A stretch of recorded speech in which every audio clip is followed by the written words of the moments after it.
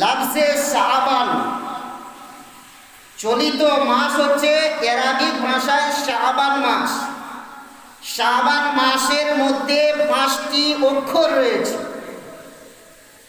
5টি বর্ণমালা রয়েছে, 5টি হুরুফ রয়েছে।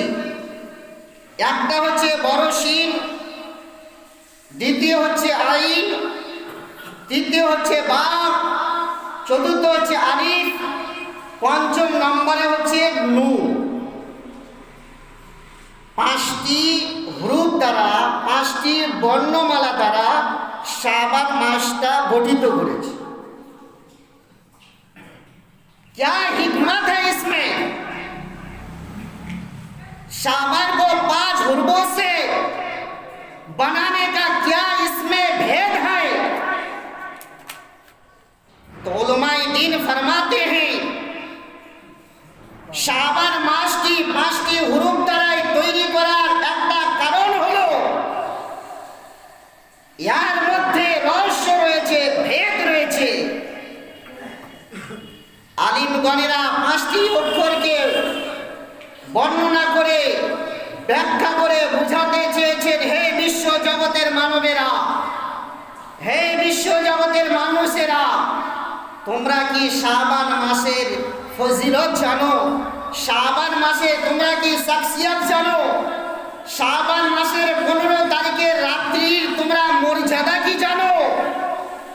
যেই শাবান মাসকে আল্লাহ 5টি বর্ণমালা দিয়ে তৈরি করেছেন, তো বড় শিন দ্বারাই কি বোঝানো হচ্ছে? সরফ হাসিল করনা, অর্থাৎ মর্যাদাবান রাত্রি, মূল্যবান রাত্রি।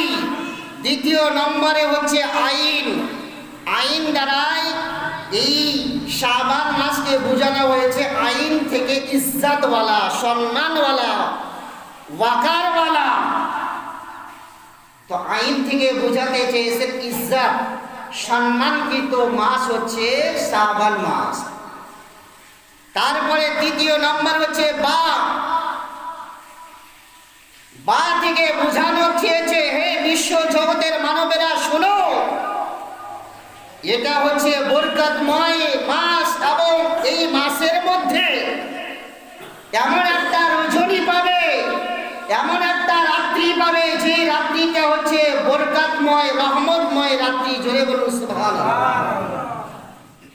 চতুর্থ নম্বরে বলছে আলিফ, আলিফ থেকে এখানে বোঝাতে চেয়েছে তোমরা যদি শাবান মাসের 15 তারিখে রাত্রিতে ইবাদত করে, মূল্যবান রাত্রিতে তোমরা যদি ইবাদত করো, তাহলে তোমরা আমান অর্থাৎ শান্তি পাবে।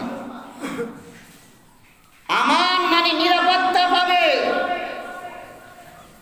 তোমরা দিলের মধ্যে সুকুন পাবে।